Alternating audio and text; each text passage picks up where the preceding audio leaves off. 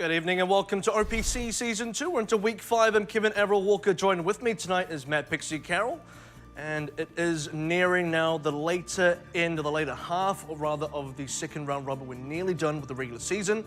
3 matches tonight. The first one coming up is going to be Libalent Supreme taking on Hong Kong Attitude.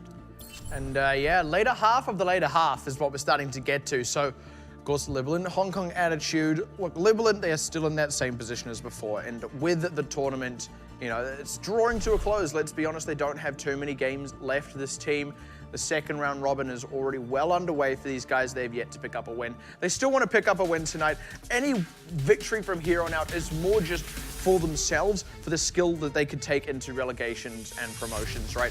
On the other half of that is Hong Kong Attitude, who are looking to stay secure in their top 4 spot and make it to the end of this round robin with a playoff spot. So a win for them is a must-have here. It's more like it's their match to lose because you don't want to drop matches here and risk not making playoffs. Right, I want to wish everyone luck and good. Do your best. 他说呢，我们今天呢也会努力的打好今天的比赛的。那我们先请双方呢握个手。So there it is. Everyone play good. Get some good Overwatch in there. Everyone just play some Overwatch. I want to see some clean Overwatch. Just want to see some Overwatch today. Just some good, clean games. Well, okay, I kind of want to go back to what I was touching on before, with Hong Kong Attitude basically just not wanting to take any losses here. And there's kind of been this common thing for a couple of weeks now. You know, even the topmost teams in this tournament really can't sleep on any of these other teams, including Libalent Supreme, who have that map win against Flash Wolves, for example, have had some very close performances. Every single team must be taken seriously by every single other team. When you're Hong Kong Attitude, you've only just made it into that top 4 for the first time in your OPC history. You want to keep that spot secure. You're the team that can afford the least to rest on your laurels.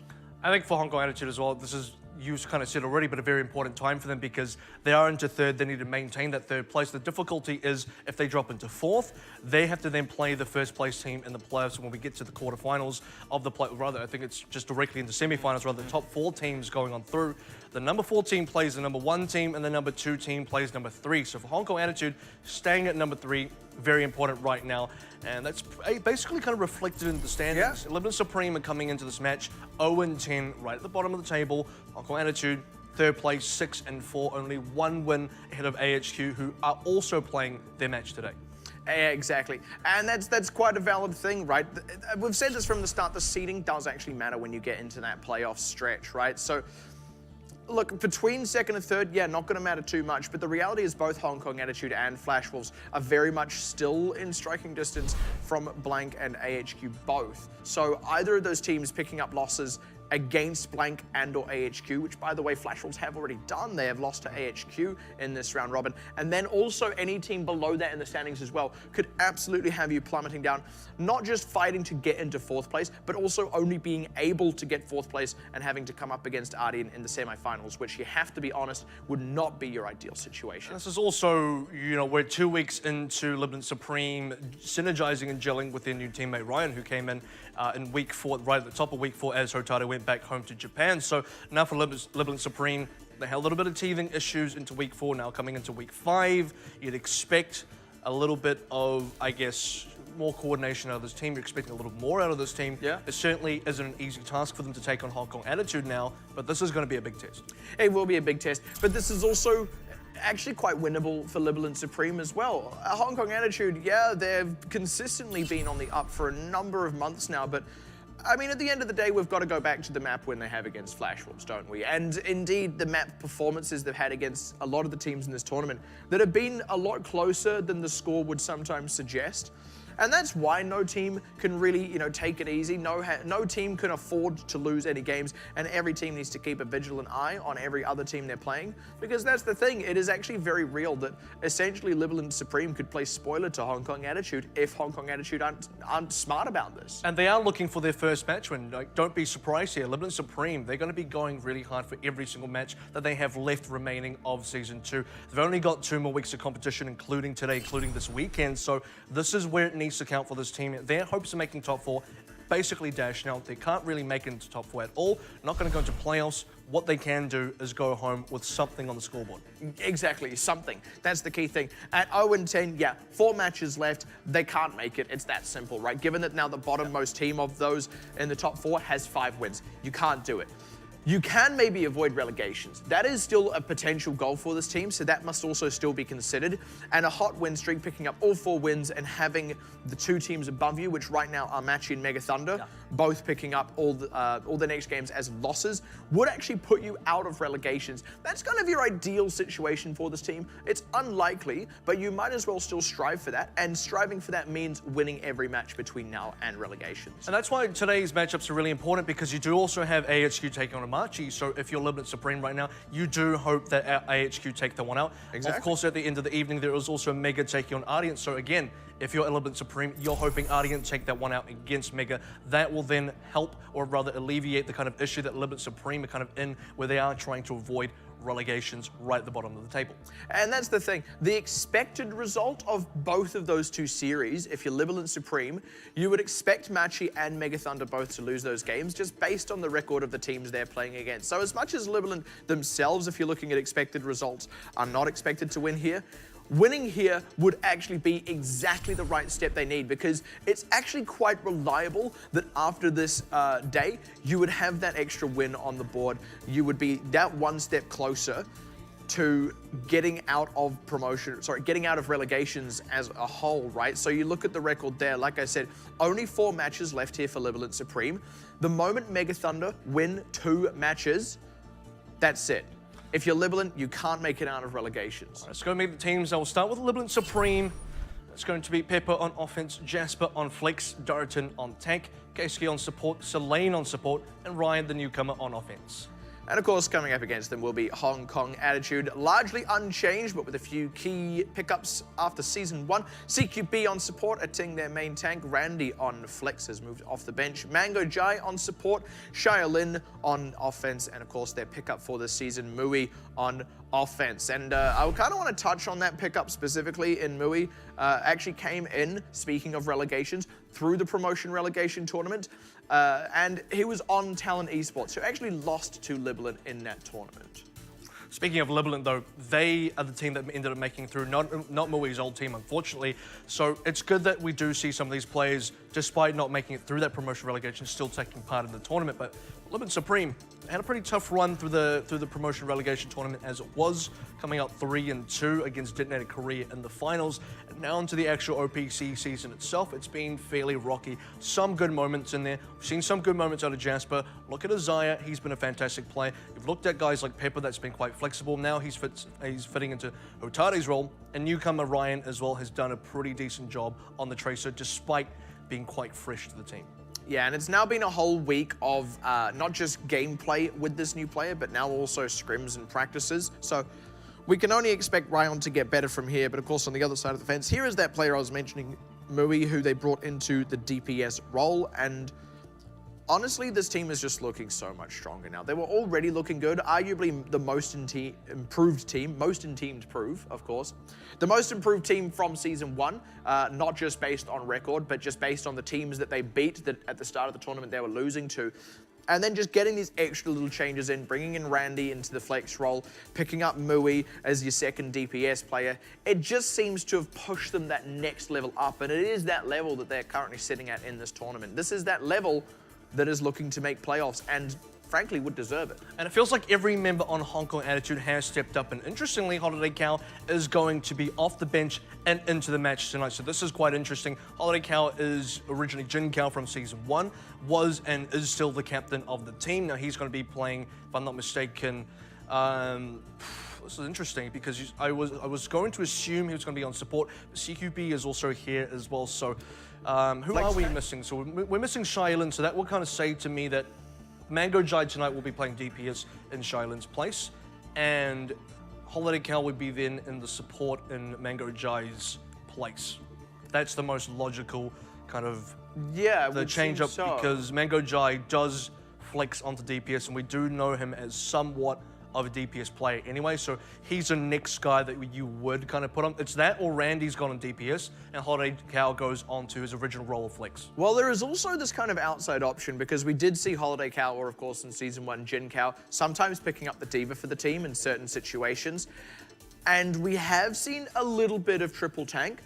There is maybe the outside chance that actually they're only running Mui. They're not actually running Xiaolin and a second DPS altogether. They're just running the 3 tanks. And in that situation, it'd be Holiday to Cow flexing onto tank. Honestly, it's hard to say, but I suppose we're going to find out. And first map is going to be Lijiang Tower. As chosen by Libalent Supreme on the home side. And just to reiterate here, the home side does get to pick maps 1, 3, and 5. That is the first control. Then the Assault and the Hybrid at the end. The away team, Hong Kong Attitude, will have map picks 2 and 4. That is the Hybrid in the middle and the Escort towards the end as well. Yeah, and that's the thing, you know, you only get to that Escort if you get to the 4 games. So 3-0 means, well, no Escort. It means that the home side gets to pick 2 of the 3 maps. And that's the thing, like the home side advantage is absolutely nothing to be balked at. We've kind of had this be a common thing that were brought up in regard to specific teams and their specific performances on certain maps and certain game modes, etc. But we're now actually starting to see the real effect of that home side advantage. We're seeing teams have to be much more strategic when they approach generally that 3rd map type, especially when one or the other team has it at match point. It's really starting to change the face of this tournament. What's really interesting about this matchup is if you go back to when we saw Ardian and Libalent Supreme, you also had a situation where Smurf was subbed in for his teammate Republic on the tank position. And it was kind of mentioned back then that if you were going to have a matchup where you feel safe about bringing in a substitute player, this is probably the one. Unfortunately, as Libalent Supreme, the current 8th place team, 0 and 10 on the standings. If there was any time to bring in Holiday Cow, tonight's the time. It absolutely is. I mean, all those other things, though, of, you know, you need to take every game seriously are still true. So, you know, this isn't just Hong Kong Attitude running their B team. This will be Hong Kong Attitude have been trying something in scrims and in practices with Holiday Cow on the team that they now want to try out for real. So actually, excuse me, it was Randy that is on the bench tonight. So it does that probably makes the most sense because you want to keep Xiaolin on. Randy goes off onto the bench again, and same as Season 1. So this is, for all intents and purposes, the Season 1 lineup of Hong Kong Attitude minus K4 plus me. Yeah, that's the only difference here, and it is just the straight roll swap DPS. And already demecking Jasper, good way to open up. Good boob onto Mango, but KSUK is kind of in the wrong side of this fight here as the rest of the team is getting hard aggressed upon. Very nice engage from Hong Kong Attitude to just deal with what Libalent were trying to wrap around and set up there. And that's going to be their point when it unlocks. Good speed as well. Good pickup right at the end by Mui onto Ryan. So the last player, Libalent Supreme, this is now going to slow down them somewhat as they try and press here. And still losing more members. Selene going down. Libalent Supreme, the cap did go over to Hong Kong Attitude, and they just have to spend more and more time trying to regroup here before even trying to challenge that cap. Yeah, it was really good stagger kills and also good positioning from Hong Kong Attitude to keep some members on the point, only sending forward enough for it to be safe. So the area control here really important for Hong Kong Attitude. Make sure they get the chokes sorted out. The first ultimate should be coming up online for Hong Kong Attitude very soon. You already have a pulse bomb. Upcoming is going to be CQB Sound Barrier as well. But Libalent Supreme need to find the opening quite quickly because Xiaolin already drawing first blood in the next fight. Went for a very, very long wraparound, and honestly, that just gave Xiaolin free reign over the column. This is now all cleanup. Not going to get much more after Selene going down at the end of that one there, but they're going to put pressure on. They just want to run down the clock. And this was all off the back of the fact that Hong Kong Attitude originally had a very quick offense directly onto Libalent Supreme. They know they got the faster lineup here. They know Libalent Supreme need to play slow because they are running Pepper on the Soldier. Now this is going to be Mui potentially coming in for a big Dragon Blade. Yeah, does respect the fireball, so he's popped to deflect up. He's still in a position to flank, and again, Libalent going for this really long wraparound play. It exposes them to these uber mobile flankers out of Hong Kong Attitude. That's a forced transcendence there out of Selene. They need to convert off the back of it. Mui, however, He's being kind of lasted out thanks to the sound barrier being committed as well. But look, these are ultimates committed out of Libalent Supreme to just kind of survive, just weather the storm. The point is still in control of Hong Kong Attitude. The ultimates are still getting fired out. Libalent do have a couple of extras now, and this may be the opportunity to go. Good catch on Holiday Cow, but he goes even. Oh, and the pulse bomb to secure 2 means once again Hong Kong Attitude going to close out the fight. And Libalent just taking too long on these setups and not getting enough for them. And that was a really difficult situation for Libalent Supreme because once again they lose someone right off the top, and it has mostly been Ryan. He went down quite early. Then you got to decide, do we still commit to this fight? Do we then wait for respawners? If you wait too long for respawners, you're not going to be there in time to get the fight. If you then commit, you're in a 5v6. And now at 99%, here is the commit, but it's going to be the classic kind of trickle players. Pepper already gets picked off in the column. Ryan, though, making it work for his team. The closeouts are still there, though, on these tanks, and now it's just Jasper alone on the point as CQB and the rest are able to deal with the other DPSs on the side. That means Jasper's getting no reinforcement here. Mango Jai as well has the Transcendence to keep the team safe. Selene picked before he gets the Transcendence, and that's the last chance they really had to stabilize on this point and maybe try and turn it around. 100-0, first point, Hong Kong Attitude. That's a clean 100-0 as well. No real big contest out of Libalent Supreme. Consistently felt like they were in a chokehold. Consistently felt like they were stuck between a rock and a hard place. You either have a situation where you've got to fight 5v6, or you have a situation where you have to wait longer and longer and longer for respawns because Hong Kong Attitude always had the first pick onto Libalent Supreme. They could always find the opportune trades, and that just put them further and further ahead at every single juncture. 1-0. They're pretty pleased with that. Holiday Cow definitely pleased with that, I can imagine. His first spin this season. And maybe his last, you never really know. Oh boy. But yeah, oh boy indeed. I wasn't kidding about Mango Jai on the DPS, and I know he's been wanting to get on this. He has something to prove on it indeed, but dropping Mui onto the Mercy, this is going to be a little bit of a test. Yeah, this is different indeed. I don't know. I was half expecting Battle Mercy when I saw it was Mui, but Libalent kind of had the right tools for this, but they've already kind of abandoned the position. They're stuck in this room here, which does give Hong Kong Attitude the area control. That's a great pick onto Selene. Wow. Honestly, Libalent were already staring down a situation where they had to sprint across open ground. Losing Holiday Cow in the mix, though, is very unfortunate as he ended up over the side. So there's still an opportunity for Libalent to get aggressive here. They've managed to cross the ground now. It's going to be all on how well they reinforce. Picking Mango Jai, they're actually going to be able to get the point off that.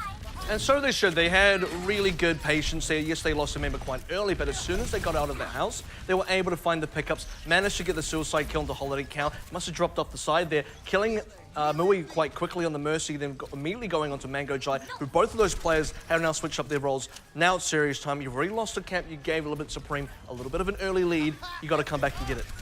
Yeah, and it was just a combination of, like you said, patient play out of Libalent and a couple of mistakes from Hong Kong Attitude. So yeah, playing safe, playing the greatest hits. Pepper over the edge to a boop.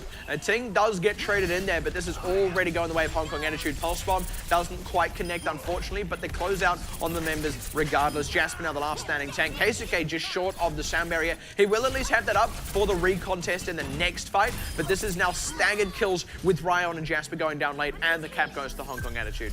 Shylin picking up such decent kills. They're really nice spook right at the start there. Despite the fact that a team goes down, Hong Kong Attitude, they survive the 5v5 and they play the situation a lot cleaner than Libalent Supreme do. Libalent Supreme just don't find the further picks here. Hong Kong Attitude, you gotta go like Shylin on Tracer, who really thrives when the player counts are quite low. He's the one that's able to pick up so many.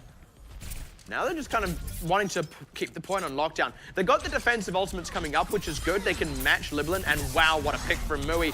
Oh, a little early on the Dragon Blade, unfortunately, was kind of exposed, and the sound barriers come out now from CQB to answer Selene's Transcendence. They're having to commit a few more defensive ultimates into this one, which means actually Hong Kong Attitude struggling to make headway, losing a Ting as well. Mui is going to be able to rejoin the fight, but until then, Holiday Cow just kind of has to hold down the fort himself, and they're getting picked off here. Libalent are largely untouched with these DPS members. Now they've got the freedom to move on to the point. Self-destruct from Holiday Cow. They're trying to buy a bit of space with it. He is just barely going to get back in the mech as well as Mui back in the fray to turn it around and stunning those DPSs that got onto the point and find themselves under Mui's blade. That's going to be the hold from Hong Kong Attitude by the looks of it, unless Jasper pulls something out of his mind, but not quite going to happen. Takes a dive.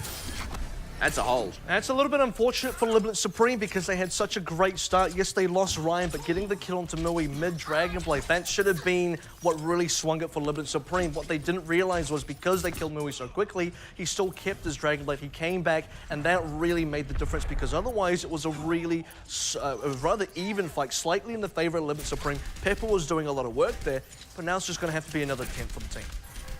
And they were actually in the exact right spot. It just happened to be the one that was also the most vulnerable to Mui's re-entry. So where he failed earlier, Mui able to succeed this time around. That's a 1-for-1 that Libalent are kind of happy to take here because now their Transcendence gets them on the point. This is Pepper's opportunity to convert, and they are doing the work. Need to close out on some of these members though because they have got a ting low, but now they're just kind of having to pull back. Ooh, stays alive. No, shot in the back by Holiday Cow. They're going even enough here, but they need the re-entry from Darrington. Jasper self-destruct buys time, and they do all avoid it. Actually, Shylin gets picked off in that, and Darrington was keeping the point on lockdown while it was happening. Now Hong Kong Attitude are trying to regroup onto the point itself, but Libalent are kind of in the same situation, and they don't actually control the point. They lose Ryan as he tries to regroup with Darrington, and then Darrington himself goes down.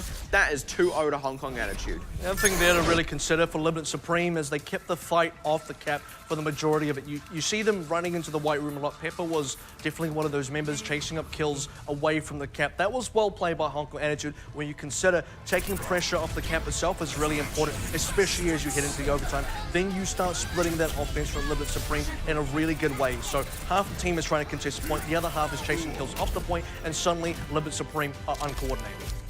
Exactly, and honestly, Hong Kong Attitude did a good job on both of those maps of actually dictating the fights.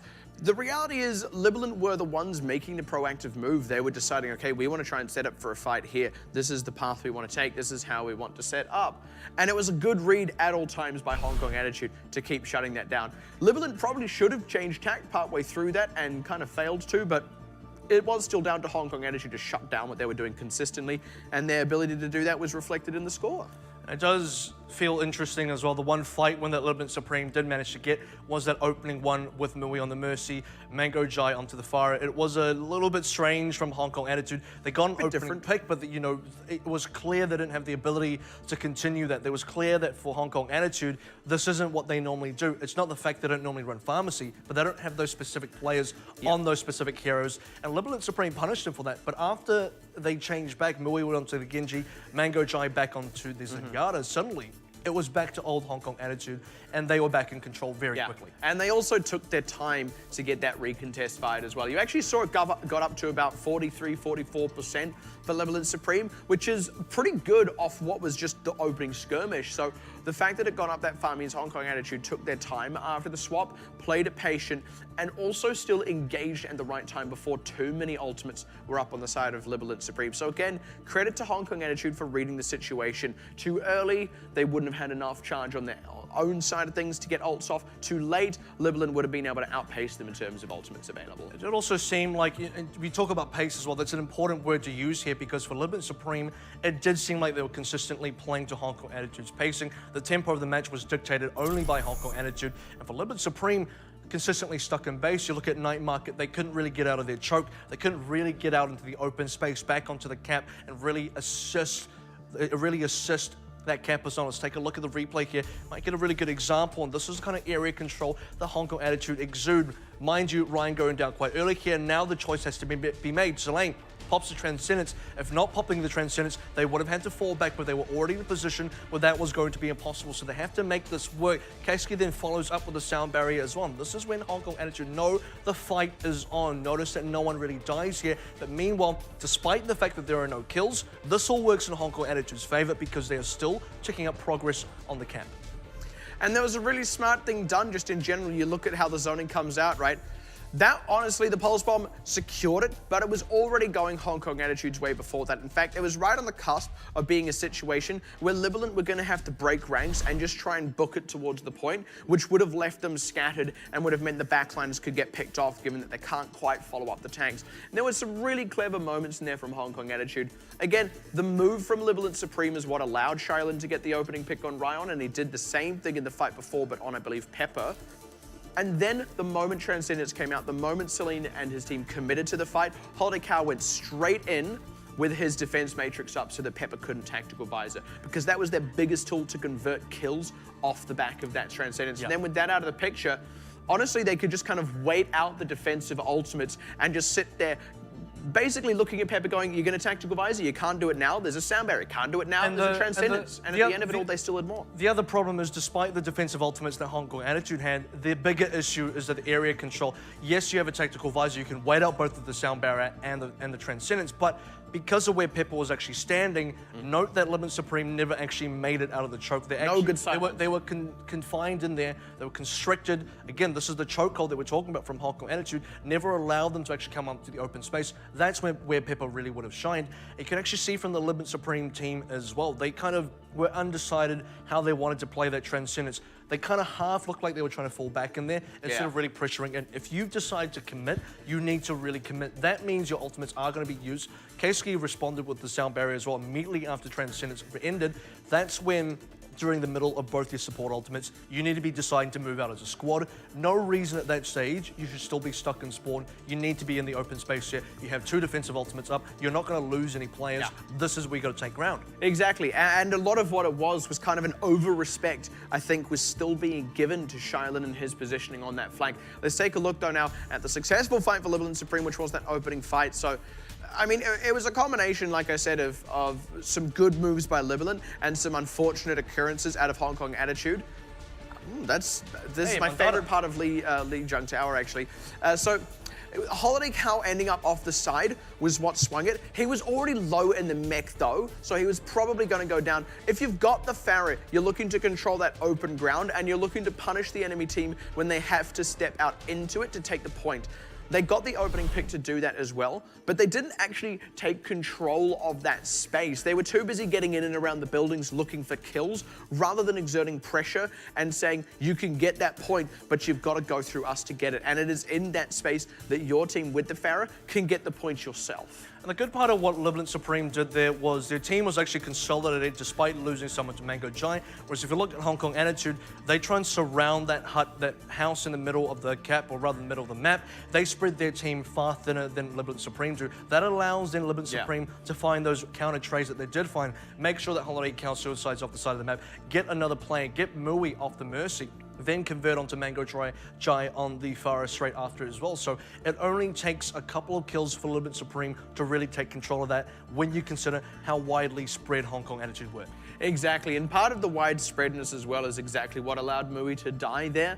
You've got the 2 healers. The Lucio is AoE. If you spread, he's only getting a couple of people. And if the Mercy is moving from like one side of the map to the other every time they need to top someone off, rather than just darting between quite close teammates, basically staying relatively still and moving the beam from one target to the next, that's when the Mercy is at their most vulnerable. And that's this thing of not actually controlling the ground adequately as well, is they set themselves up in such a way that made their healers the most vulnerable members of the team.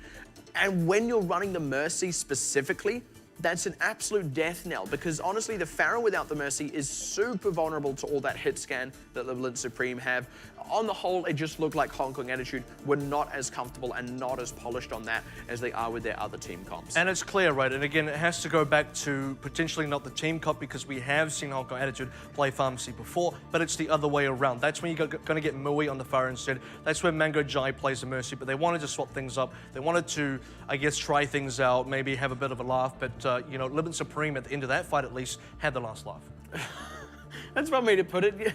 Well, they at the end of that fight, but like by the very end of the game, actually it was like Hong Kong Attitude who were on their backs in laughter, picking up the 2-0. They're now 1-0 up, of course, in the series, having picked up Lee Jung Tower. Now they get to take it to their map pick for Hybrid. So this is exactly what I was touching on earlier with the importance of the map picks. Now that the away side did actually get that first win, they get to take it to where they feel most comfortable for them to take it to match point. This is now Hong Kong Attitude putting on that kind of extra pressure within the series. And it's going to be Kings Row that they take it to.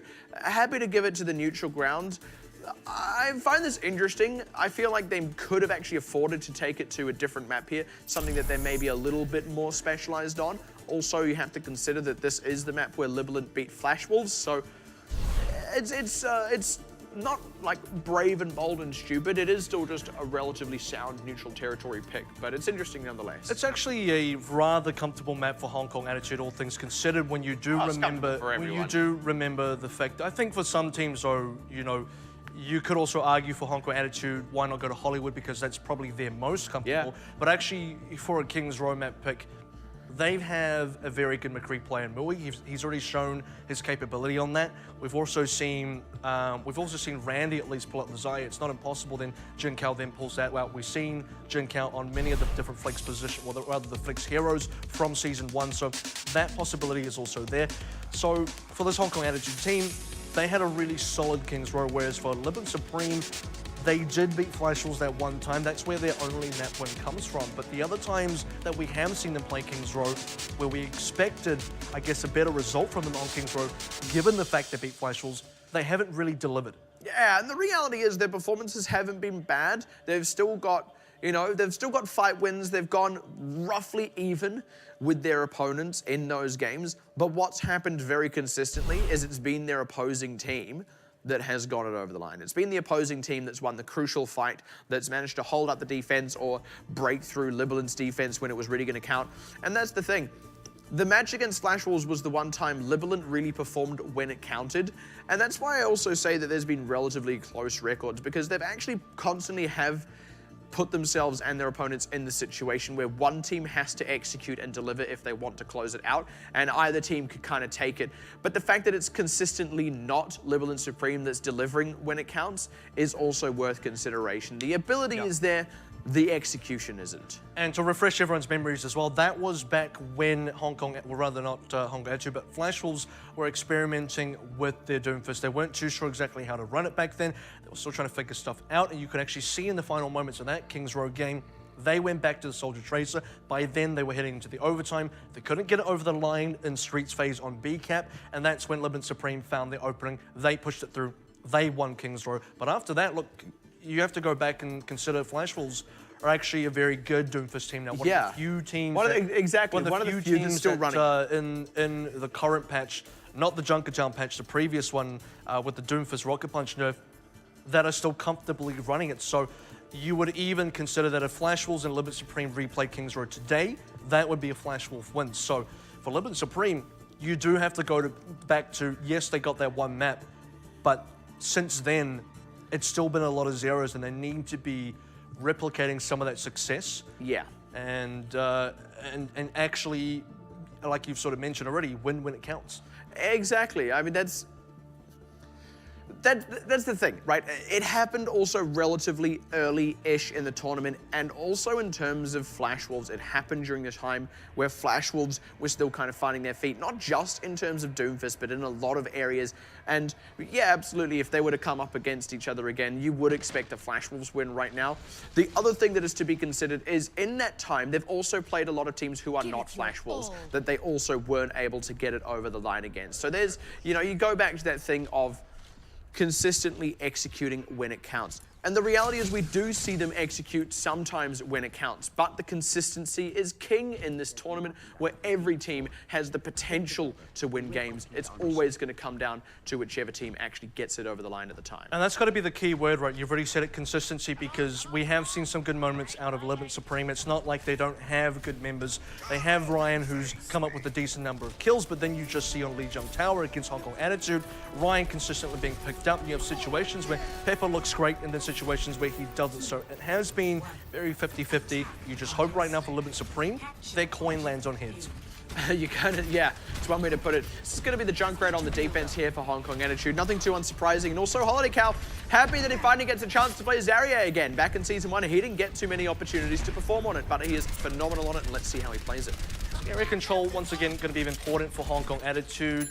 Shai Lin's job going to be to hold down the Alderworth Hotel. For Libalent Supreme, look for the good angles here. You're running a soldier, should be good against a Junkrat, but Ryan going down early again. This is already looking like Lijiang Tower.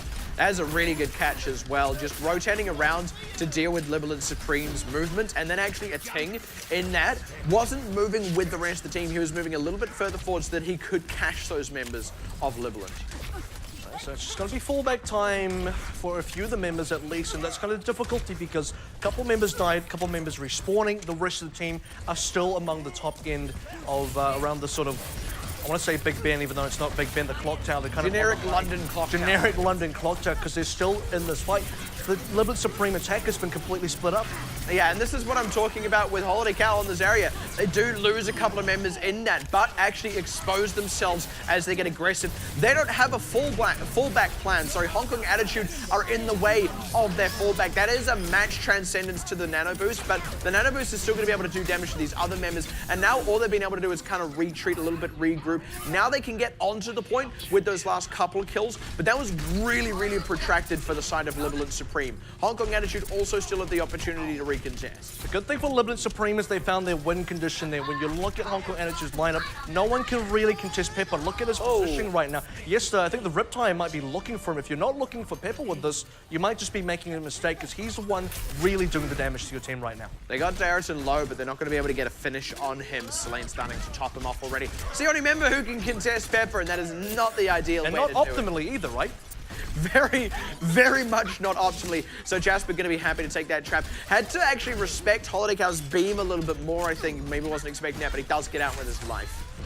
So for Libalent Supreme now, yes, you've had Pepper on the high ground that gets you A, but they need to get past his choke point. Killing CQB early might just give them what they need, but expect Holiday Cow to respond with the Graviton Surge. Yeah, he's got it available for when they need it. That was a good sleep on a Ting as well. Means actually he doesn't get to retreat. Now Holiday Cow, Graviton, no, he can't really use it. He just doesn't have the support. And unfortunately, Hong Kong Attitude getting a little split on their retreat there. That's what the second kill that Libalent Supreme really did to Hong Kong Attitude, because otherwise Graviton Surge should have been in the books. You're in a 5v6 situation, you have a big ultimate like Grav, this is when you start to use it and you really turn around the spike. But when you lose a second member, suddenly a 4v6 doesn't look as attractive. Yeah, not quite getting the Graviton Riptide combo specifically, but just wishing for something with the Riptide. It's been spotted out, so the best he can go for is Jasper's mech, which he will successfully demech, so they're happy with that. Now you want to try and get aggressive now while that mech is out of the picture. And there's the Graviton with nothing to stop it up. And they need to close out these kills, but they have the means to do so. And with no further ultimates used, actually, I think they may have committed the Deadeye in there for a clip reload out of Mui. That's going to be the hold for Hong Kong Attitude. A really clean combo there as well. Shailin and Holiday Cow combo out so well together. And fun fact, if you didn't realize yet, Holiday Cow is Shailin's older brother. So there's a little bit of family tie in there, but the Junkrat Zaya combo works so well just for the fact that the grab and all of the AoE damage from Junkrat really combo nicely. Even if you don't use the Riptide in that situation, you see the number of kills, you see the amount of damage output that Shailin has. It's the, the attitude really runs in the family. Yeah, the Hong Kong Attitude. This is very aggressive positioning actually out of a Ting, and it's kind of getting punished here. Ooh, just barely able to pull back. Ooh. That's a huge Riptide to stop any kind of further commit coming out of Libalent. Now Libalent are on the cusp of just getting really hard schooled up here. The ult rotation out of Hong Kong Attitude is all on. I think for Hong Kong Attitude now is Shailin is usually the tracer play, but when he's on the Junkrat, you do look at the Riptide as an alternative to the Pulse Bomb. They ultimately kind of do the same thing here. They achieve the same job, but for Shailin, he's able to get those opening picks, even if he just gets one, even if all he does is demech Jasper, he's done his job and he enables the rest of his teammates. It's because I think when he's driving the Riptide, he still thinks like a tracer. Yeah. Like, how can I flank? Well, how do I do this? The thing, right? Getting a great pick on Keisuke here as well. Jasper had committed the self-destruct to make space, but without those supports, they can't really occupy some space. Ooh, Mui barely able to get out. Some help. Thanks to that combat roll, yeah. He is going to be able to retreat, but it doesn't really matter anyway. Had he gone down, his respawn would have been closer because Libalent had already had to pull back from the fight. So this is when Libalent Supreme should be able to find their feet a little bit, because you are in the rotation now, at least on the Hong Kong Attitude side, when neither of the tank ultimates are available. You also don't have a Riptide on that team as well. They got two defensive ultimates. They do have Mui's Jedi, but it shouldn't be enough to stop the offense from Libalent Supreme. This is when they got to strike. This is where the good distance has to come from. They also can't really afford an extra fight to get ultimates out of Hong Kong Attitude, but already off to a bad start as they lose Theoris in one of their few ultimates. An instant retreat out of Ryan as well. Even with the sleep up there on a Ting, they don't want to take this one. And with no ultimates committed, actually that's a lie, they did commit the sound barrier, but Hong Kong Attitude are going to hold, and now they are actually going to get the grab available. And that's the problem, right? Because for Hong Kong Attitude, they also get the Riptide as well as the grab from Holiday Cow, so more time being wasted here. Jasper dying quite late. Libalent Supreme had one opportunity to really get that movement, and they're the one opportunity where you can dodge the grab. Now they got to play into it. That was a really great stagger as well out of Hong Kong Attitude. Able to retreat while lining up the headshot means they could do it very safely as well. And now with just over 30 seconds, they've got to last out the rip tire, all 10 seconds of it. Then they've got to try and find a way into the fight. And they've got to not lose anyone, instantly losing 2. They've only just got enough time to let them respawn, rather. But Hong Kong Attitude does not want to give them that opportunity. Already going for the route, looking to set up Mui for a Deadeye. They're basically making it so that Libalent can't get to the car. Well, they've got to play this quite far forward, and for Mui as well, looking for Ryan in case Ryan's going to look for a flank here where he does enable the overtime. Hong Kong Attitude's goal here is to prevent Libalent Supreme from even touching the card in the first place. And that is the ultimate out of Mui to keep them stuck at this choke. Now they've got the grab for it too, and there is no way Libalent can get to this cart in time. They commit the ultimates in. The Transcendence is there and it looks pretty, but it means no one can actually get to the cart. All the stall tools were there, and they nearly would have had an Earth Shatter as well. Very smart play from Hong Kong Attitude. Hong Kong Attitude just knew the rotations on their abilities so well. They knew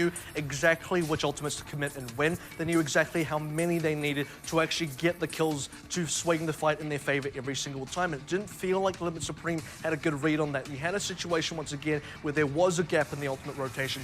No Reinhardt Earth Shatter, no Graviton Surge, no Riptire. That was the one moment for Libalent Supreme to strike, and unfortunately they didn't. This is actually starting to become a little telling of a shift that I feel has begun to occur in OPC, and we'll get more time to talk about this as well, because like I said, it's a shift that's occurring. It's not just happened yet in its entirety, but to put it in simple terms, the gap is widening, and this is exactly what we expected. With Ardiant coming in and having such stellar victories, currently being undefeated, the overall standard of play has increased, and Hong Kong Attitude's stand is a great example of that, because they had already been increasing their standard of play so much before Season 2.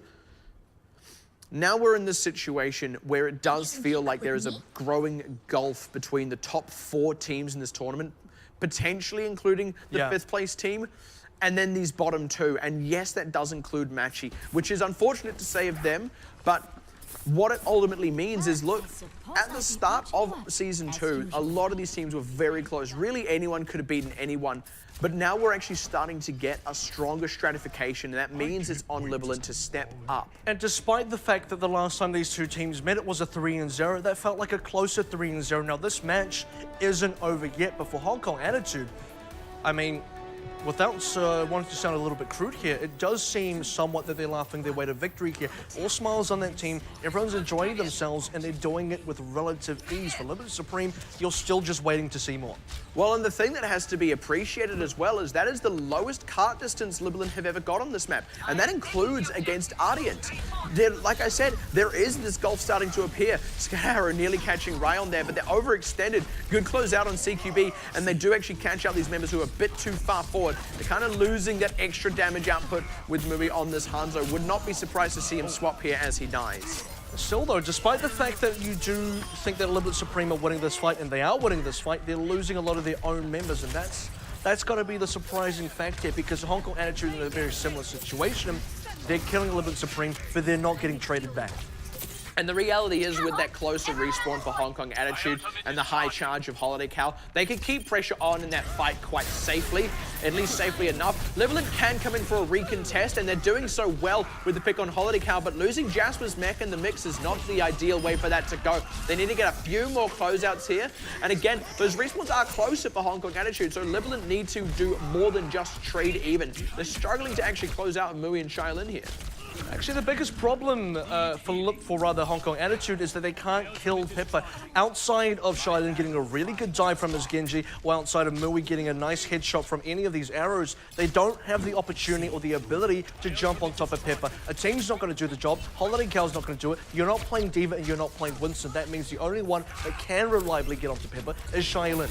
And they're also kind of waiting for that ultimate to come out of Mui. Goes down just before it became available. They're going to keep in this fight, again, just relying on that respawn proximity, but they're actually now at the point where Libalent had actually capped this point, or at least about to, and they've still only got a third. And I think for Hong Kong Attitude as well, if they whiff these next ultimates, it takes a while for these tanks to get rolling. If they don't get a lot of value out of either Earth Shadow or Graviton, Libalent Supreme could seriously be threatening a point A hold. And on the cusp of getting that ultimate from Mui, they've opted to swap him off. That is a nice play self-destruct. The team couldn't quite get the shield to block it there, and Pepper with the tactical visor stalls up the team. But it is only a stall up. They didn't get many kills off it, and Darrington kind of the same with that Primal Rage. Now there's a big window for Hong Kong Attitude with that grab available. It's a huge window also because Pepper's off the high ground. Now they don't have to contest that high ground anymore. Pepper's fully wide in the open. Anyone from Hong Kong Attitude can now jump on top of them. This is now the best moment for Hong Kong Attitude to strike.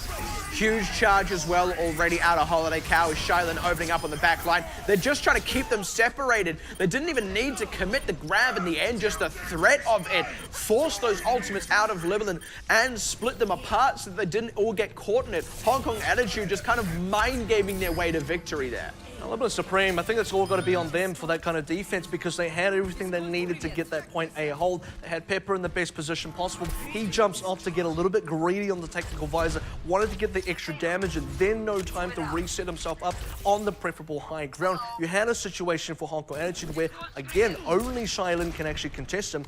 None of the tanks can do it. Mui can't reliably do it either. So Libalent Supreme had the tools for point A hold. Unfortunately, they threw it away. Now they've actually got a big ask ahead of them. Shylin does go down to the fireball, which means Libalent have an opportunity to get a little aggressive. They do still need to respect the graviton though. The damage can be big, and actually Darrington going down in the charge there means this grab may well come out after that defense matrix goes down. Hong Kong Attitude respawning, and here they go.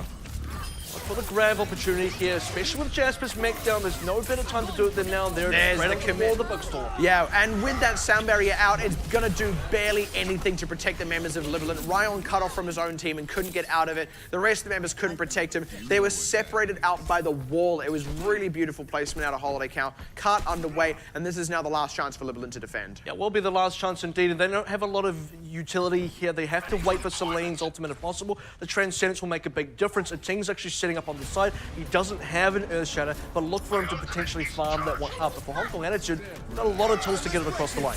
And all he needs is to get a pick with the charge. Goes deep with Darrington, and Shylin opens up on the back line without the tanks to save them. Shylin 3K to close out the game here. And self-destruct is really just a last hurrah. Hong Kong Attitude, clean march to victory on Kings Row. For Libalent Supreme, once again, unable to pick up a map. So far in the series, at least it's not quite over just yet. 2-0 down.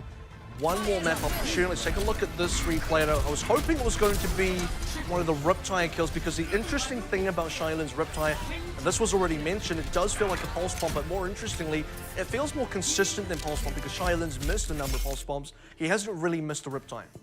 Yeah, and the reality is, look, pulse bomb, by sheer virtue of being a thrown-out projectile, it's a little bit hard to get it to connect sometimes, plus with the stick mechanic. You know, it doesn't collide on impact or something. There's the time factor. The placement is quite tricky.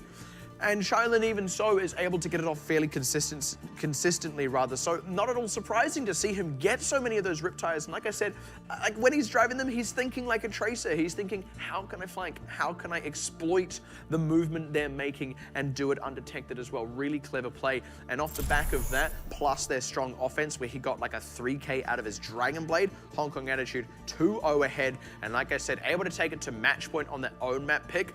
Goes back over to Libalent, who get the assault pick with pressure on top of them as they do so. This one has to really count for them. And outside of a couple of shining moments for Libalent Supreme, it was rather clean from Hong Kong Attitude. You didn't see that much resistance when Hong Kong Attitude started to get rolling. They felt like a big snowball that was impossible to stop. Felt more like an avalanche, and you had a situation where Libalent Supreme is, you know, he's the skier or he's a snowboarder just trying to get out of the way. Yeah, exactly. I saw a short video the other day. There was like a snowboarder accidentally caused his own avalanche. Like he was at the top of a thing and like did something stupid, and this avalanche, and he was like riding on top of it. He was lucky to live, frankly. That's kind of what Libalent Supreme are like, because the other thing that has to be appreciated is they're not really adapting and reacting here. They're just kind of letting Hong Kong Attitude do these things to them, right? I mean, even that defense on Kings Row was a classic example of that. They got a little bit too greedy. They committed a lot of ultimates, broke their own position, which had been working, which had been holding. Suddenly they had no resources. They had no setup. They caused their own avalanche.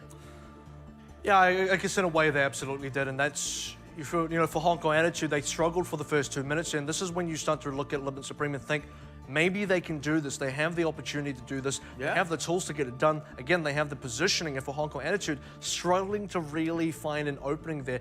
All it took was for Libalent Supreme to kind of give that one open window of opportunity to Hong Kong Attitude, and as soon as Hong Kong Attitude take it, that's it. They run with that momentum. You look at Streets phase, you never then again have the sort of situation where Libalent Supreme get this big hold up. Libalent Supreme don't win another team fight after the initial 2 minutes, because as soon as Hong Kong Attitude get rolling, that's it. They continue rolling.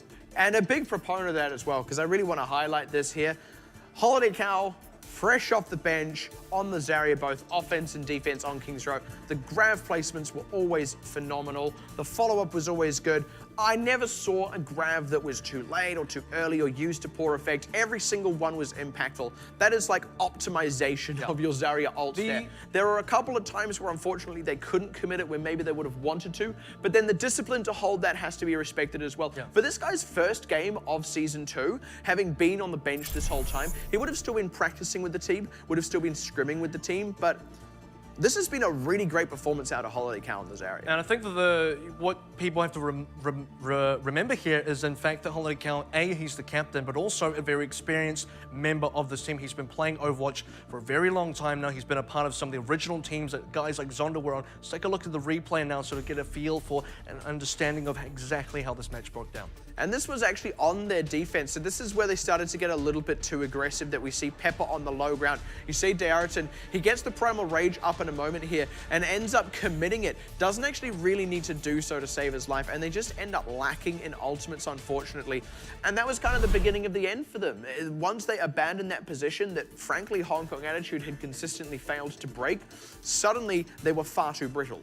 And for Libalent Supreme, it was a little bit strange for them because they didn't quite get a good feeling for where is comfortable to have this hold, because too far forward was at the choke point, which was still a good hold because Hong Kong Attitude couldn't break past, but they were losing members. You don't want to get traded there. The further forward you are on a defense, the more important it is to not lose a single member, because the respawns just get better and better for the attackers the closer you are to their spawn, and worse for you as time goes on. So then they weren't too sure how far should we actually defend it, because then you give too much room to Hong Kong Attitude to actually push in. So they didn't quite find that sort of Goldilocks zone that was kind of just right. You're not giving too much space to the other team. You're not also too forward where you're losing members, and that's where they would have been able to make that point A hold happen. Exactly.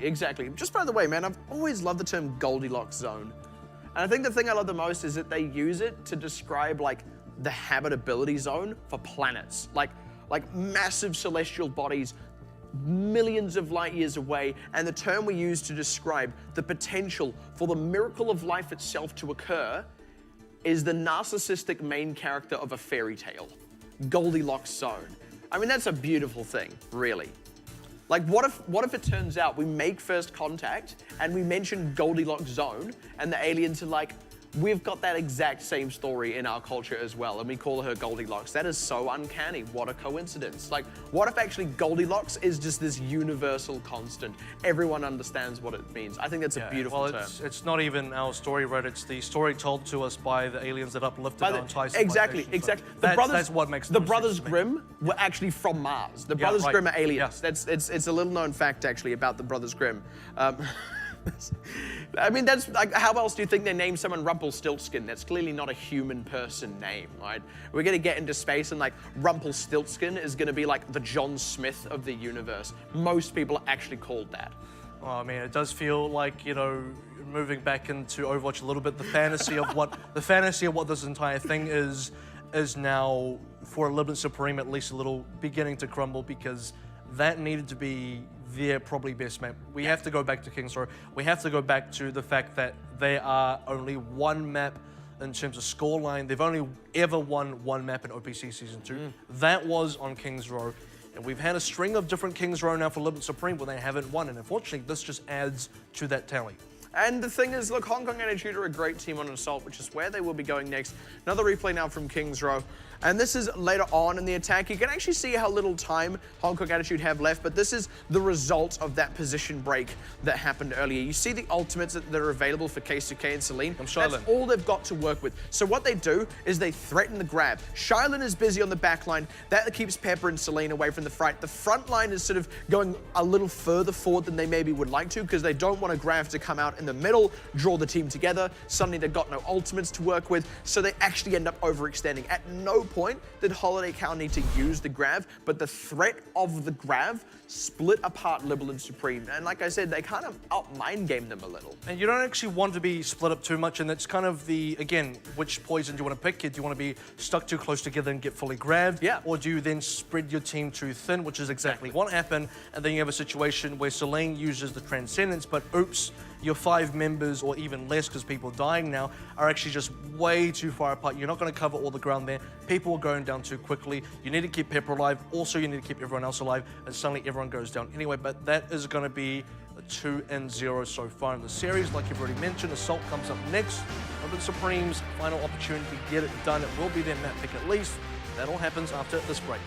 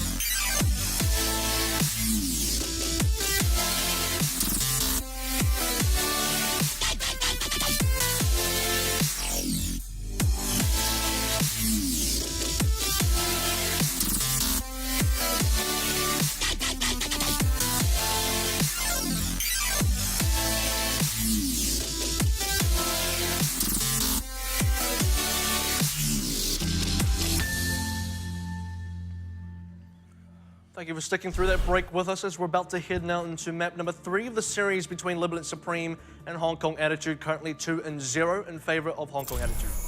And not unsurprising, I think would be the fair thing to say. Now, of course, with it at match point, Libalent Supreme get the assault pick. But we kind of mentioned this before we went to the break there. Libalent Supreme have only picked up 1 map win this entire tournament so far. It was on King's Row specifically. And Hong Kong Attitude are also very good at assault, generally speaking.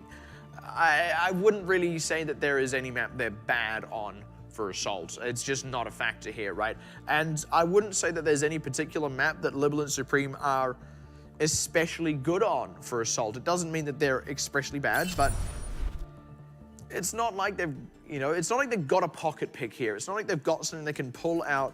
It's not like they've got something like blank on Ilios, that kind of level of this is our map situation. Really, no one does for assault, but when you're already underfavored on the map mode, you're 0-2 down, it's looking really rough for Libalent. So what they do have is, they don't have, I guess, a pocket pick, but they do have a comfort pick, and that has to be Horizon Lunar Colony. They've been one of the few teams that has probably got the most play time across the OPC Season 2 teams on Horizon Lunar Colony. And when you also consider Hong Kong Attitude, you might say they're better, or at least have seen better on the traditional assault maps and less so on Horizon Lunar Colony. So maybe you can tap into a little bit of unfamiliarity. That may be an opening here for Libalent Supreme. But otherwise, you're kind of right there. There's no exact the one preferable map you go to. You're gonna have to go to something here where you're still kind of the underdog.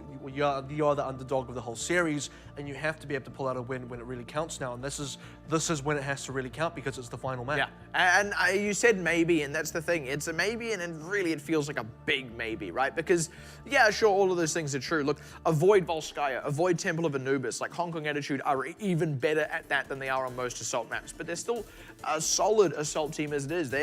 They're easily top of this tournament, within that top echelon of the tournament, I should say, in terms literally third. Yeah, literally third place team in terms of playing assault. So yeah, Horizon Lunar Colony would be the expected pick. It is indeed the pick, but even so, what this more or less is the best possible map for Libalent Supreme, and like, I don't want to say the worst for Hong Kong Attitude, but like not the best for Hong Kong Attitude. Yeah. And what that amounts to is the best situation Libalent are going to get to. And it's still a situation where they are not at any point favored to win. Yeah, you've kind of changed. If you're going to be quite optimal here, you've made sure that Hong Kong Attitude do not get their best possible map pick. It's also not their worst, so maybe the difference is like 5%, 10% in variability of what the outcome may be. But it has to come down at the end of the day. What can Libalent Supreme pull out? We've already seen Ryan come in with a little bit of a Doomfist. That's not something that we saw in week 4 when Ryan debuted for this team. Now we are sort of in a bit of a space where I feel for Libalent Supreme at least a little bit more flexible, a little bit more options, because last time it was, okay, you're just going to play Ryan on the Tracer. He's like less than a week fresh into this team. He's had a few days to be gelling with this team. We know him as a Tracer player. Just let him play Tracer. Now you got an extra week of practice in there. What else are we going to see? Is it going to be Ryan back on the Doomfist? Because Horizon Lunar Colony, it's a pretty good map for it. It is, and in their earlier performances in this tournament, some of the stronger ones that we did see when they had Hotate, during the kind of Doomfist heyday as well, they had some really great performances. It was a short heyday. It was like a hay hour. But they had really good literal days, hay day. It's just the one day of hay. What does that actually mean? Because it's not like H-A-Y as in harvesting hay. It's like H-E-Y, like hello, like heyday. Is that just a day upon which you greet everyone? Like, that was my heyday. I said hi to a lot of people. Yeah. Hi there. Sorry for dropping in. But it does feel like that because the changes have, I guess for some people, come through quite slowly, and for other people, come through quite quickly. So a team now that has to decide where your comfort zone lies. We talk about comfort as a key word. If you liked Doomfist, it was a quick change. It was a short 8-8. And if you hated Doomfist, it was way too long. Yeah. I feel like that's the defining line there. Well, it's whether or not you like Doomfist. It's kind of true. And a lot of people, if you were on the receiving end of a rocket punch, you did not like Doomfist. But if you were the Doomfist, you liked Doomfist. But if you got rocket punched by Doomfist as a Doomfist, you're conflicted. Yeah, you're kind of like, fair enough. You're like, I don't like it, but also I like to do it. It's like an anime where like two people punch at the same time and their fists collide. and there's just a huge explosion, but one of them still dies. I don't know, they probably don't, it's anime. No one dies in anime.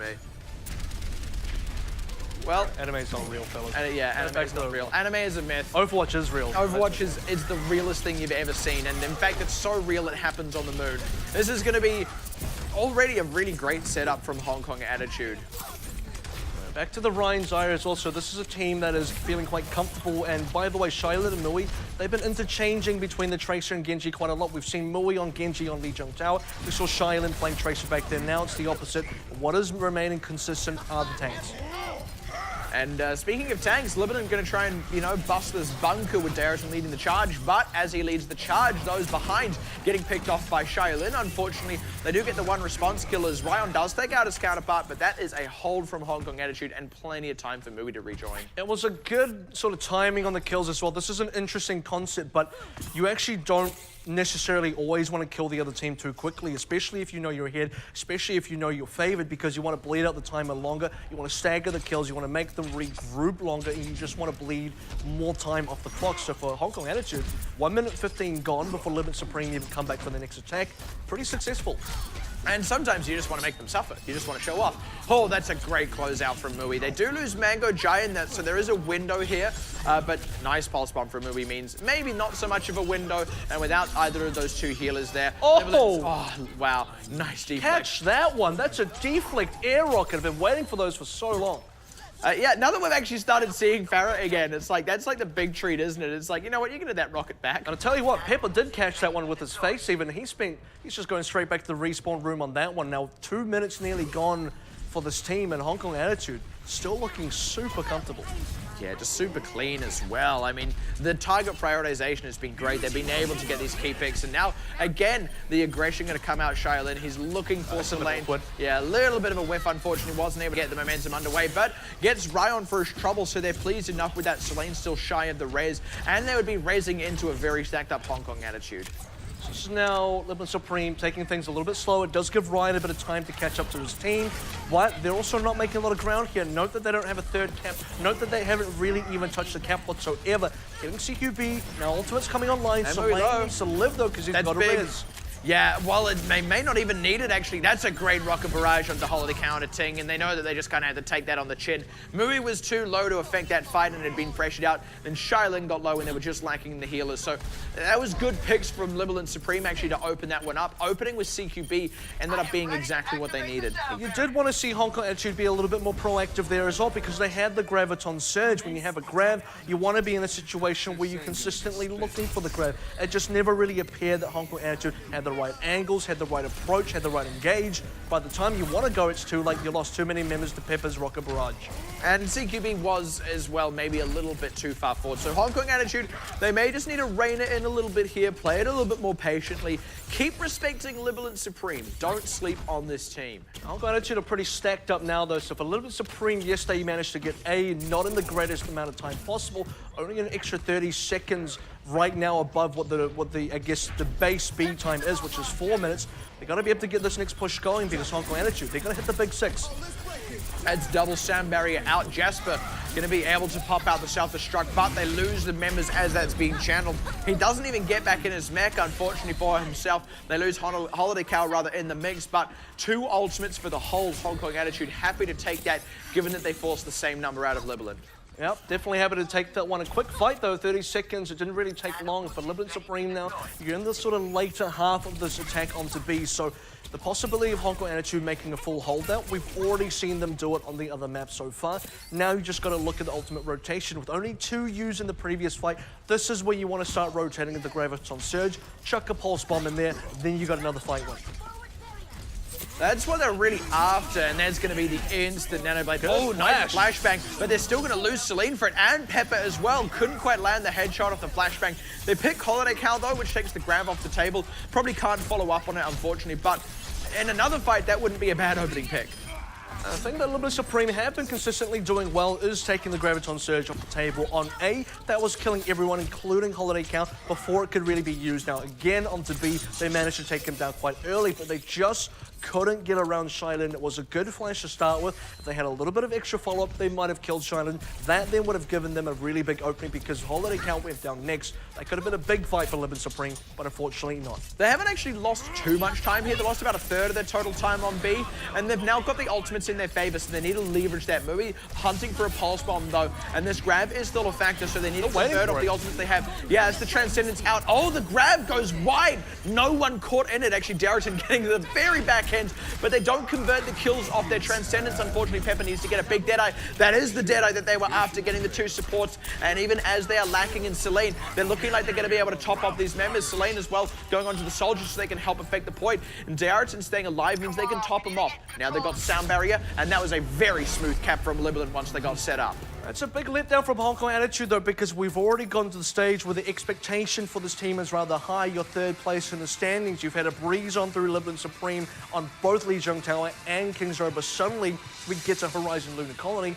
That was a bit of a shambles of the defense. You had one Graviton Surge the entire defense. You were waiting for an opportunity to use it for so long. You finally put it out there. It catches no one. You don't get the leverage. You don't get the mileage. Shylin, he was the only one really getting the work done on the Dragon Blade. But what happens when Libalent Supreme time their attack and they push in? Shylin's only at 95. Your Grav goes wide. Suddenly you lose.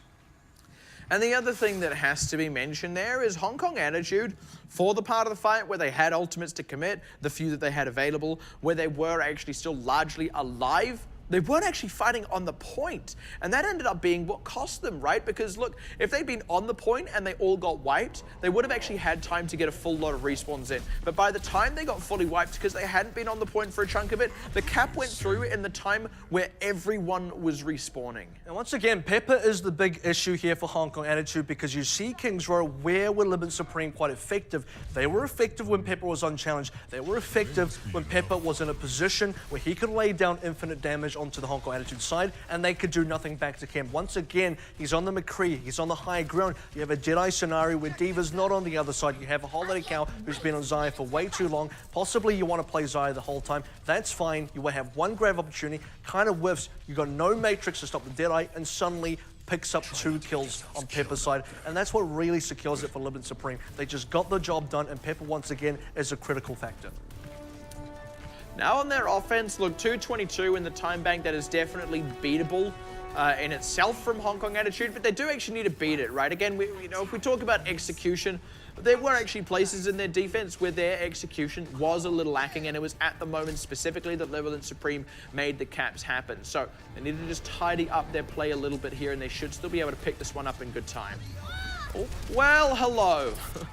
That's always got to be Ryan, right? I don't know what's going on. Poor guy. He's just got consistently Ryan at the start of most fights. Maybe he's got a bigger head than usual. Like when he plays Tracer, it's a bigger head. But that actually means Hong Kong Attitude are on the point. Now Libalent, for all that setup, are the ones having to contest it. Without Ryan on the flank, they couldn't harass. They're still not on this point. Finally, Darrington going to go in. They were trying to wait so that Ryan could rejoin the fight, but they lose Pepper. Mui still got the sightlines, and they know it, so they abuse it as they pick Jasper as well. And now Libalent severely lacking in members. Getting a couple of return kills here, but honestly, the members of Hong Kong Attitude that are really going to count in this fight are still in it. Holiday Cow largely untouched, going to be getting a ton of charge in it, and the DPS out of Shylin, plus the sightline coverage from Mui is big. Now the stagger kills, they made him want to snowball. Hong Kong Attitude, make that push really count. They got it in under 1 minute, mind you, because they had 7 minutes when the cap actually went through, so a lot of time now to work with, expecting a rather large time back. This is the sort of potential situation for Hong Kong Attitude where a lot of snowball mechanics start to get in here. Holiday Cow and Ting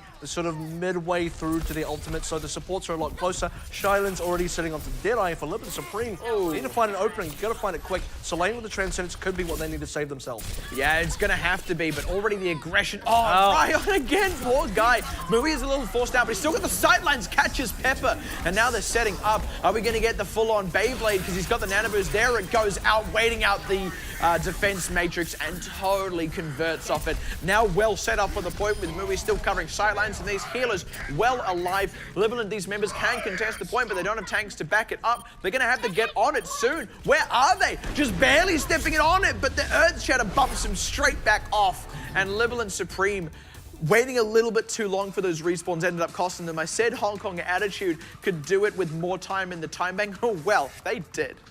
I think for Libalent Supreme is they're keeping Hong Kong Attitude honest here, because every time you feel like Libalent Supreme have a little bit of a leg up, you feel like Hong Kong Attitude is slipping by just a little bit, it is Hong Kong Attitude then saying, okay, let's bring it to another level. Let's consolidate our thoughts a little bit here. Let's get our calling a little bit better, no a bit more coordinated, and then coming back in with a more aggressive attitude.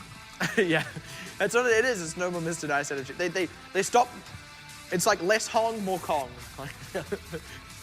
It's a spectrum. It's a spectrum where from Hong to Kong, like they dial down the Hong, they add in a little bit of extra Kong, and like that's how you get the balance of attitude here. Yeah, and if you're still midway, I don't even want to know what full Kong looks like at this stage. Full Kong. Well, that's why it's Hong Kong attitude. It's the ability to balance the two. It's like yin and yang. I've never seen them go full Kong, and when the day they do that, that's when they beat Ardian. That's when it's six Winstons. That's when they beat Ardian. It's just 6 Winstons all primal raging at once. That's full Kong. Yeah, and look, the game doesn't even allow it right now. So if you somehow manage to do that, then you're so good, you've broken the game's rules. Yeah, like that. That's the King Kong attitude. On the defense now is actually Hong Kong attitude, and hopefully they've readjusted that Hong to Kong spectrum. I'll tell you who was on the Kong attitude. It's definitely Mui, because consistently getting those shots, even the third-person kill on Selene, you could see him lining it up. Even though you didn't see it from his point of view, you knew it was going to be good. It's like, oh, Mui's on Tracer. Oh, you know this is going to be good. Libalent getting the setup here. Haven't lost anyone in the setup just yet, which is a good start for them, but they need to get these health bars topped off, need to not lose Pepper as they set up as well. They're able to preserve his life. Now they're in the position to get aggressive on the point. Still have to kind of cover their path as they do so, though. So the pressure from Hong Kong attitude is pretty unrelenting. And really, first pick is going to swing it. Ryan able to get back to full health pretty much. Mui getting pressured out, and they're finally going to get the opening pick here. It is there. That goes down, losing Jasper's mech quick smart after that as well here, finally losing it there. And Hong Kong attitude, they're going to keep this point and run a lot of time off the clock from Libalent. It just seems like Libalent Supreme are finding it difficult to find this opening here. They couldn't really see exactly who they actually want to kill here. Jasper now going to be stalled out for a very long time. This just doesn't help Libalent Supreme whatsoever. They're already very low on time. It's already a time bank scenario. A second sleep dart as well. This is just horrible. Are you kidding me? In time bank as well. That alone burned 30 seconds off the clock for Libalent Supreme. That is nearly a quarter of their total time. We're going to go back to the tried and true, though. What worked for Libalent Supreme the first time around on their first attack was the pharmacy combo. Pepper had some really good aerial dominance here, had a lot of situations where Hong Kong attitude couldn't contest them. Now, once again, with the lineup that Hong Kong attitude have, they cannot effectively contest Pepper, but the bigger issue is, can Libalent Supreme make the rest of their members work on the ground who are vulnerable?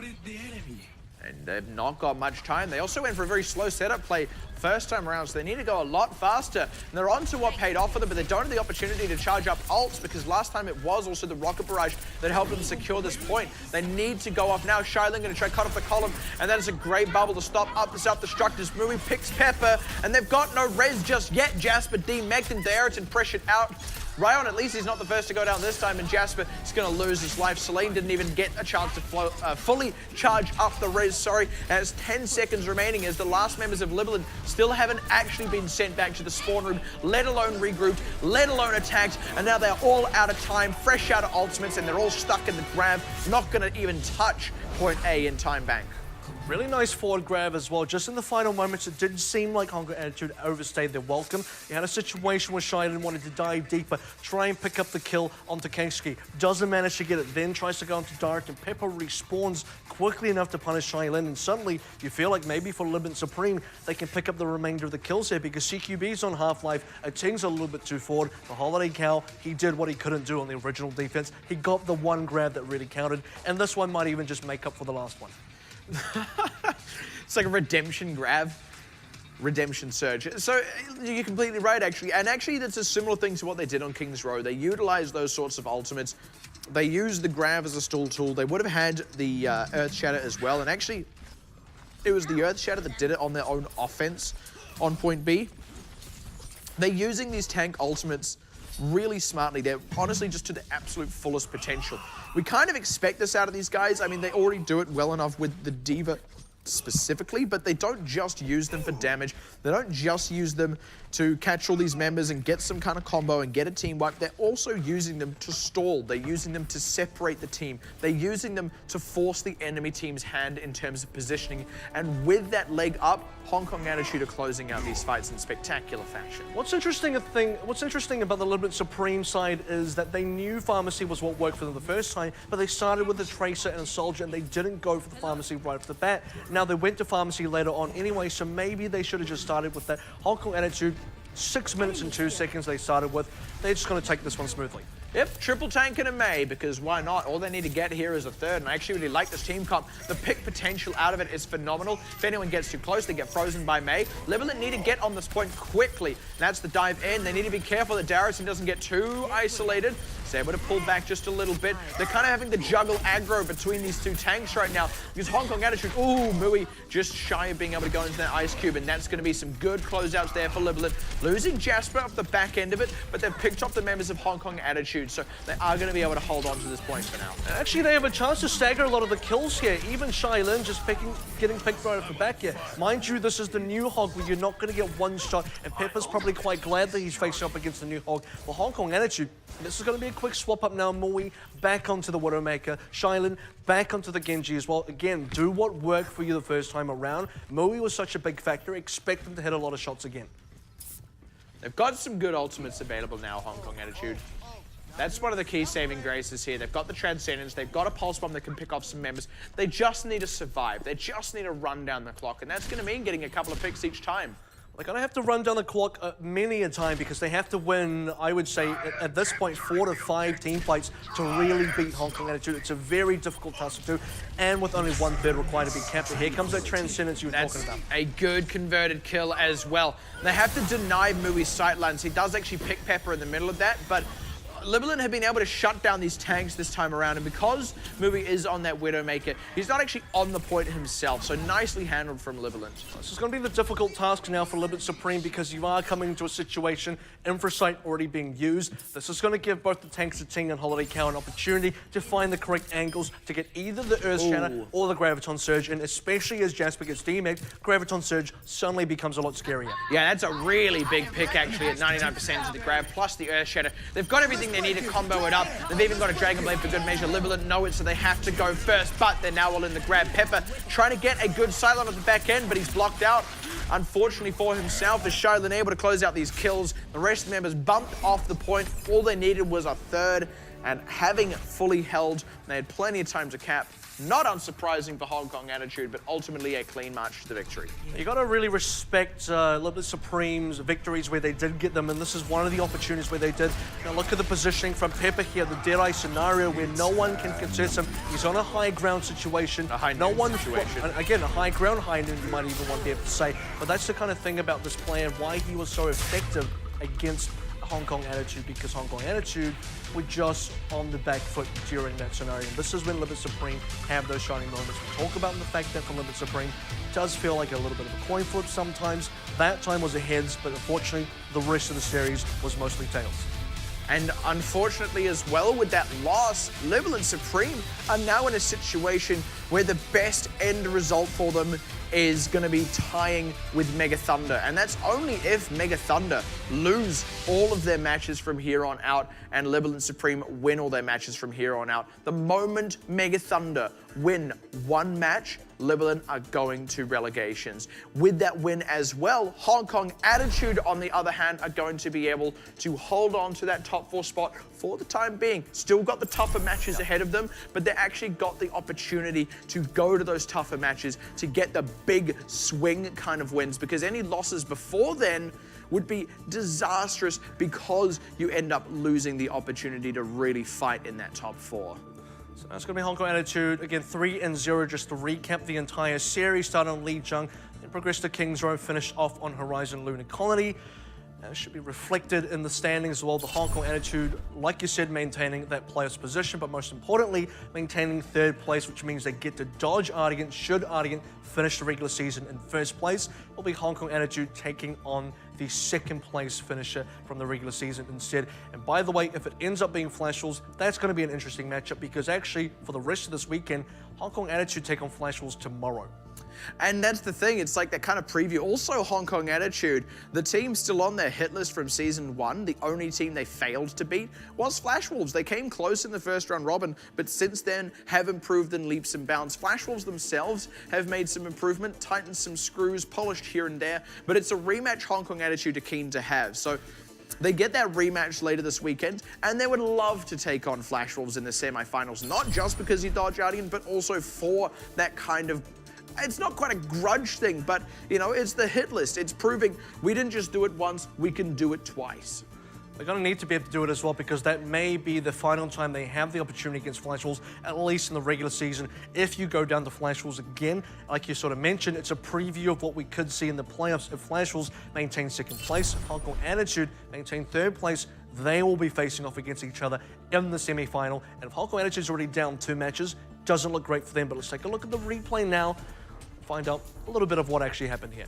And this is eventually where it started to pay off for Libalent Supreme. Honestly, they were having a really hard time up until this point, but what was the saving grace there is actually the Nanoblade combo was committed onto Selene and it didn't connect. They got Ryan in the mix, but this is where it being the Tracer ends up paying off. They pick CQB, and without that sound barrier, plus the Res about to be available, they have a huge window, so they commit on it and instantly convert onto Xiaolin. They'd forced out Mubi and he was too low, and finally Pepper could go onto the point itself safely. Had either the Genji or the Tracer, and even worse, both been there, he would have died before that rocket barrage killed anyone. And that felt like a defendable position for Hong Kong Attitude to be in, because they still have the sound barrier from CQB uncommitted. They still have the grab uncommitted. Ting was getting rather close to Earthshatter as well. So you want to look at the macro game, you want to look at ultimate rotation, which Hong Kong Attitude have been smoothly committing throughout the series. On King's Row specifically, that's when it looked like it was possible for them to get that win. But, you know, the rocket barrage timing from Pepper and the target selection, most importantly, was so good, not even the sound barrier could have saved them. Yeah, and that's the thing, like, CQB was just a little bit mispositioned there, and that's the thing, that is why you must respect Libalent still, because if you get a little sloppy for whatever reason, if you do misposition a couple of members, they are still going to take advantage of it. Of course they are. They are a strong team. They know how to play this game, funnily enough. Now look, last season, had it been Sun Sister or Detonator Gold who were in the bottom 2 of that season, maybe you could have got away with it. Not anymore. There is no such thing as a safe win. Moving on to the next replay as well. This is going to be Libalent Supreme pushing on through. Look out for the Deadeye from Pepper. This is what really swung the fight good. High ground control mostly by the players from Hong Kong Attitude. That's the kind of whiffed Graviton Surge that caught Darton right at the end there, Shining, picking up Selene. A team going down is really important, because this is what allows Pepper to then push on through the high ground. The only member preventing Pepper originally was a Ting, so now that Pepper's still stuck on there, no one from the side of Hong Kong Attitude can really contest. A Ting is the first person that respawns, and as a Reinhardt player, you're not going to be able to really get on the cart, not the cart, on the cap. Yeah, exactly, and there was also that thing of where the fight happened. Because a Ting went down, they couldn't really stand on the point all that safely. There was this moment where Holiday Cow and Xiaolin, were kind of hesitating. They're like, oh, could we go on the point? We should go on the point. By the time that had happened, we were just shy of 2/3. Then they got killed. And like you said, a Ting was not going to be able to contest that in time. And the supports that maybe could have gotten him there faster, namely the Lucio and CQB, would have died to that Deadeye. So the respawn timing just ended up about as unfortunate as it could be for Hong Kong Attitude. But on the whole, it was great use of that positional advantage from Libalent Supreme. So I say again, you can't misposition, you can't do anything sloppy, you can't not be committed to the point itself against this team. They will take advantage of your mistakes. Don't expect that they won't. And this is why Libalent Supreme are keeping Hong Kong Attitude honest here, because the fact that Libalent Supreme are pushing through, are completing Horizon Lunar Colony, and Hong Kong Attitude don't get a full hold at any point during the standard hold, not the time bank stuff. This is when for Hong Kong Attitude, despite the fact that you're a top 3 team now, you're going up against an 8th place team without a match win, you are still in a position where it's possible to lose. Take a look at the next replay now. And this is on their own attack. They did it very quickly. So that's the thing. The aptitude was always there, not just to have the strong attack that they did have, but also fully hold on the defense. We saw that in Time Bank. But this was Hong Kong attitude being kept honest, being honest as it were, and being set up on the point, playing a clean game of Overwatch. Libalent as well spent way too long figuring out how they're going to contest the point, and then suddenly went, oh geez, we got to go. Even if they'd won this fight, with 2/3 capped up, they would have been under enormous pressure to fully hold the first point, which would have really been their big ticket to victory. And even then, they start going relatively even, but the members that matter here in Shailin and Holiday Cow are the ones still on the point. Mui's still got the sidelines down. And the thing is, when you trade even and you go like 3 for 3, but your remaining 3 aren't on the point and it's already past 2/3 capped, you're not going to get onto the point in time. Then they end up in this situation where they're staggered, they don't have the right ultimates up, and it went through to be a complete snowball on point B as well. Honestly, Libalent did themselves no favors on their defense. And 704, that's a statement right there. If you were concerned about the fact that, okay, Limit Supreme kept this out, this is what an attack looks like. Again, 704 is a monumental kind of time. And they finished the next attack again in with about 6 minutes.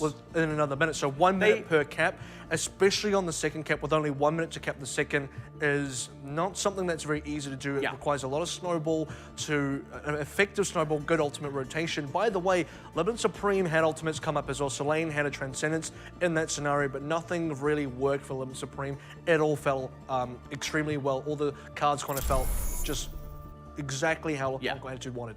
It's kind of funny. Actually, if you look at how much time Libalent had left in the time bank, Hong Kong Attitude fully capped within that time, within 2 minutes, 22 seconds. So if you added the two teams' attacks together, you get one team's worth of attack time. Player of the game, gonna go over to a Ting on the Reinhardt, and I think deservedly so. The argument could have been had to give it to Holiday Cow, partially because it's that first match of the season that he's been able to play, and he really showed up. But honestly, a Ting on the Reinhardt, his timing was great. He was catching so many people with fire strikes, really exerting pressure. He wasn't just being a shield bot, wasn't overextending, and it was once upon a time that a Ting had a real issue with overextending on the Reinhardt. I think that is a very well-deserved Player of the Game award to him. That's kind of a culmination of his own improvement as a player. And this is kind of a difficult thing as well, because a lot of different members performed here. It could have also gone to Mui on the Widowmaker, could have gone to Shailin on the Junkrat. Shailin played a ton of stuff tonight. Junkrat was really fun from him. Again, consistent kills with the Riptide, more consistent even than with Pulse Bombs, especially his own Pulse Bombs, but he's just a really effective player. But what I want to say about a Ting on the Reinhardt is you got to look at some of the plays that he was making. Horizon Lunar Colony is a good example of that, because he had the Earth Shadow upright at the end, really secures it for his team. Good timings from the ultimate, good rotation and teamwork with Holiday Cow as well, with the two tanks working together there. So all in all, this is just a solid performance. Exactly. The kind of performance you expect out of your main tank player, whether they're on the Winston, whether on the Reinhardt, whether they've got a flex or just something else altogether, you know, play a different tank. Maybe you've only got one and it's a diva, who knows? He's a consistent player. He's really started to shine. Then I kind of touched on it in a moment. It's that overall progression of a Ting as a player throughout this entire tournament. Let's go to the post-match interview now with Holiday Cow. 大家好，我是 Holiday Cow。好，在我旁边还有聂宝。大家好，我是聂宝。好，我这边有几个问题想问你。今天是第2季，你第一次上台比赛。In the second round robin, this is the first time you have a match. 很陌生。很陌生，为什么？很久没有上来打比赛。It feels like it's been a very long time. 没错。Is it because you weren't allowed? He's like, yeah, I just wasn't allowed to come on. 没有，是自己有一些理解和操作方面的东西，都还停留在之前的 meta， 所以。She says a lot of the stuff, a lot of where I was shining was in an old meta, and it's a little bit slow to catch up. 就是专注在练角色池上面。基本上其实都有，就是基本上我都是他们在团练的时候，我都在观战者啊，看自己就是本身的角色跟别人还有我们自己。So I've been doing a lot of sort of more of an observational thing anyway, but looking at my own plays, also looking at the rest of my team. 好，想说 even if I'm not playing myself. 目前负责是副坦的一个职位，然后再来是你是一个蛮专心法拉的玩家，然后跟慈悲。In season 1, you were both a flex and a fair player. 9月20号最新慈悲跟迪巴的跟动，你有什么减恶的想法？ So how do you think about the diva now? 那个 Diva 角色的人是一个福音啊。是福音是不是？福音，就下一版就是输出手的 meta， 因为 Diva 就是来克输出手的、什么76 So we're actually really concerned now because we feel like we had a good grasp of using Matrix, but with the new Diva coming around soon, heroes like 76 are going to be really good. 之前被定太凶了，所以其实出来还是会怕，那关于慈悲呢？哦，慈悲好强哦，觉得很强是不是？很强啊，这个改版超级厉害的。我觉得它比较强的点是在那个开大之后可以让那个复活直接重置啊。So talking about Mercy here, so how do you feel about the new Mercy and the current life patch? And Hollow to say it does feel really strong, especially that opening of Raze play that you can make. 再要想问一下说，因为上周你对上HA 对上 ART 的话是落败的，但是国王大道我觉得守的继续性非常不是国王大道，好莱坞那张地图。继续守得非常漂亮，但你自己认为说 HA 目前有什么不足的地方 ？So how did you feel about that? Because Hollywood actually looked pretty decent. 沟通方面都还好，就要打赢他们，就是先把单兵能力就是再往上提升。So I feel like our communication, our coordination is pretty good, but individually we probably need to improve a little bit more on the more mechanical side to match them. 硬逼对方保护技的程度。对。那我想问一下，你平常在后台在看他们在比赛的时候，你自己心态是怎么样？ When it's a match day and you're not playing and you're watching, how do you feel? 羡慕他们可以在上面打。然后就是觉得说自己还要再努力一点。I feel like I'm happy for them, but at the same time I do wish that I was playing, and I do feel like it gives me, it encourages me to improve myself. 跟闪电狼呛下一下。闪电狼哦，还是不要说太多好了。Like the question there was, how do you feel about the match tomorrow? Do you have anything to say to the Flash Wolves? Holiday Cal says, don't want to say too much here, and I just hope it's going to be a good match. So that is the post-match interview with Holiday Cal, who has been on the bench for the entirety of the season until now. Yeah, well, I hope it's been a comfortable bench for him. But with that, of course, Hong Kong Attitude picking themselves up a 3-0 win. An unexpected win, I think, would be fair to say, against Libalent Supreme, but happy to have it, staying in that top 4. Now just a little bit more firmly in, like he said, up against Flash Wolves tomorrow. Right, well, coming up next is going to be AHQ Esports Club facing off against Marchi Esports. Into round of the evening, it's going to be Mega taking on Ardian, and that is going to be Friday night, Week 5 action. So don't go anywhere because OPC Season 2 action does continue right after this break.